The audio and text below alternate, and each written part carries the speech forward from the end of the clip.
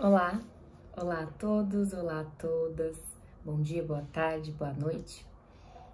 Meu nome é Caroline Santos Souza, eu sou mestranda em História Econômica pela FEFELESH USP, fiz minha graduação em História também nessa mesma instituição e hoje participo do grupo de pesquisa Labora, que está aqui à frente juntamente com o Letames desse nosso congresso.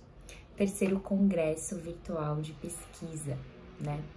Então, esse vídeo é para fazer uma apresentação rápida do que vocês vão poder encontrar, pelo menos com a minha apresentação virtual neste congresso, e também para vocês conhecerem um pouquinho melhor do que eu estudo, do que eu abordo. É um primeiro congresso que eu faço com essa pesquisa. Então, eu vou falar um pouquinho sobre as minhas impressões, vou falar um pouco sobre as abordagens que eu estou tendo para com essa fonte e espero que vocês gostem e possam acompanhar o nosso congresso. Bom, eu estudo, portanto, literatura arturiana, eu estudo um romance específico sob a orientação da professora doutora Ana Paula Tavares.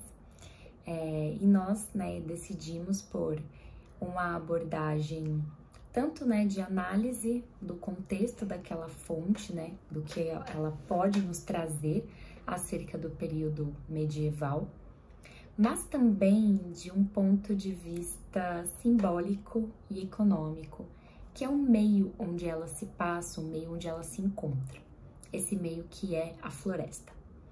Bom, dito isso, sem mais suspenses, o romance que eu estudo é o Ivaim, o Cavaleiro do Leão, feito pelo Christian de Troyes. E nesse romance, que foi de inspiração livre, ali nos meados do século XII, o Christian ele pôde colocar à tona toda a sua imaginação, todo aquilo que estava no imaginário coletivo daquele momento, tudo aquilo que estava no imaginário do próprio poeta. Então, o Ivaim, ele é um romance muito clássico, ele é claro, ele tem todas as características do romance cavalheiresco. Ele tem, inclusive, um ponto que me chama muita atenção, que é essa me equivoquei na palavra, que é o fato de ser permeado tanto pelo maravilhoso quanto por um ethos cristão que está se desenvolvendo. Então, é um romance que aborda diversas matizes, é um romance que aborda diversas crenças populares que estão ali naquele imaginário coletivo. Bom, nesse momento, nos meados do século XII, nós conseguimos fazer essa distinção da fonte, justamente porque no momento em que o Christian ele consegue escrever essa fonte, que ele entrega o romance, ele estava presente no momento entre as cortes de Champagne e da Flandres. Então, este momento específico da vida desse poeta, ele pode ser constatado, então, ali nos meados do século XII. Então, isso é um ponto importante, nós já temos ali um recorte temporal dessa obra. Como eu já disse, o Ivaim, Cavaleiro do Leão, é um romance de criação livre. Então, o que se diz sobre esse romance é que o Christian ele pôde colocar à tona, então, todo o imaginário cultural, o imaginário coletivo desse período. Bom, o que nós podemos dizer, num primeiro momento, é que o Ivaim, ele é um cavaleiro perfeito. O Ivaim, ele é um cavaleiro com um ethos irretocável. Ele é o melhor entre os melhores, da corte do Arthur. Porém, ele é um cavaleiro com esse ethos irretocável que precisa dessa busca por aventuras. Então, começando a falar um pouquinho da estrutura do romance. Nós temos um romance que ele é bem ritmado, é um romance curtinho, ele é bem ritmado. Nós temos uma narrativa principal, que é a história do Ivaim, inicialmente com a busca por aventuras e depois na busca do amor da sua amada e depois novamente aí com uma reviravolta no meio do caminho, o levando à loucura, inclusive. Então essa é a narrativa principal do nosso romance. Porém, esse romance ele é permeado por micronarrativas.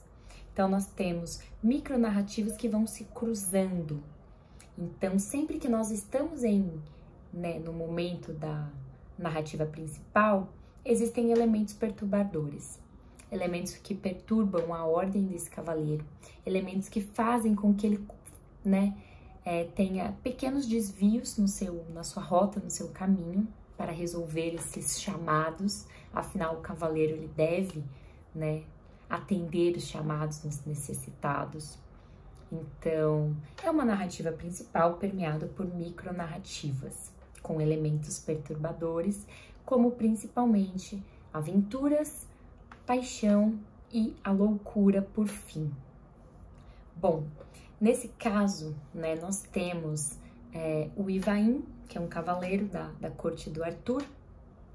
Ele sai dessa corte que é maravilhosa, essa corte que tem tudo que um cavaleiro poderia querer. Ele, como cavaleiro, ele se senta ao lado do rei, ele se senta ao lado da rainha. Então, ele tem um lugar muito bem quisto na corte do rei Arthur. Porém, falta alguma coisa. Então, a gente consegue perceber que um elemento perturbador nesse momento é o próprio tédio. E aí, esse cavaleiro ouve que as verdadeiras aventuras estão para além dessa corte. As verdadeiras aventuras estão em um mundo onde elas ainda podem existir como são, ou seja, maravilhosas. Esse elemento do maravilhoso, esse elemento místico, esse elemento que vem do folclore, dessa matiz do folclore. Então, a floresta para a literatura medieval, para a literatura arturiana, neste caso, ela vai ser o nosso ponto de análise. A floresta enquanto meio de troca, sim, o meio econômico, o meio onde nós temos aí as relações econômicas, relações políticas, porém um meio que ainda é permeado por esse maravilhoso que ainda não desapareceu. Então, o Ivaim, ele sai da corte do Arthur, adentra a floresta, passando por diversas aventuras e, ao fim dessa jornada, encontra aí a mulher mais linda de todas, com todo respeito e perdão à própria rainha, esposa de Arthur. Ele diz que a beleza da Laudine, ela é tão estonteante quanto a da sua rainha, e ele se apaixona. Então, o momento perturbador deste momento é a própria paixão. E em nome dessa paixão, ele busca com todas as forças, falar sobre o seu sentimento, sobre o seu amor e merecer esta rainha de um reino bem pequenininho, cujo reino, no caso, é protetor de uma fonte mágica. Então, aí nós temos um outro elemento mágico e maravilhoso. Bom, ainda assim, depois de conseguir o amor de sua amada, depois de ser o senhor de um castelo, de ser protetor de uma fonte mágica, ainda assim o tédio permeia a vida do nosso cavaleiro. Então, mais uma vez, o elemento perturbador volta a ser o tédio e ele volta a querer aventuras. A sua senhora diz que ele pode se aventurar com um prazo determinado. E se ele não voltasse ao final deste prazo, então ele não precisaria voltar mais. E aí é justamente isso que acontece. No meio de tantas aventuras e tantas honras e tantas glórias, pois ele é o melhor de todos, não é mesmo? Ele se esquece do prazo de sua senhora. E aí, no fim das contas, ela acaba o rejeitando.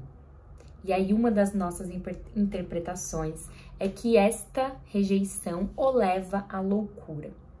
Por um outro lado, nós podemos comentar um pouco sobre se não é o próprio meio selvagem que leva o nosso personagem à loucura. Então, o que nós queremos analisar nesse ponto, o que eu gostaria de analisar nesse ponto, é a dualidade do meio. a dualidade enquanto meio simbólico e econômico, a dualidade enquanto um meio que tem as suas próprias regras, um meio selvagem, ao mesmo tempo que é um meio onde as políticas funcionam. Nós temos os reinos, nós temos muito bem delimitadas as fronteiras, porém existe algo de maravilhoso, de especial neste território. E aí o que nós conseguimos perceber é que o amálgama narrativo deste romance do Evain, o Cavaleiro do Leão, ele é muito explícito, ele é aparente. O Christian consegue trazer à luz esse amálgama narrativo com elementos folclóricos, com elementos do ethos cristãos, do cavaleiro monge. Então está tudo muito permeado. Este, né, que é o nosso cavaleiro, que tem todas as bênçãos, que é um perfeito cristão, que é ungido, que foi, né, para as suas aventuras pós-Pentecostes, pós, né, a Páscoa. Então ele tem todo uma narrativa cristã e religiosa por trás. Porém, ainda assim, os elementos do maravilhoso surgem. É como se o destino colocasse esses elementos maravilhosos no caminho do nosso personagem principal, que é justamente o Evain. Então, justamente é esse meio que vai permitir que nós percebamos, então, essa dualidade.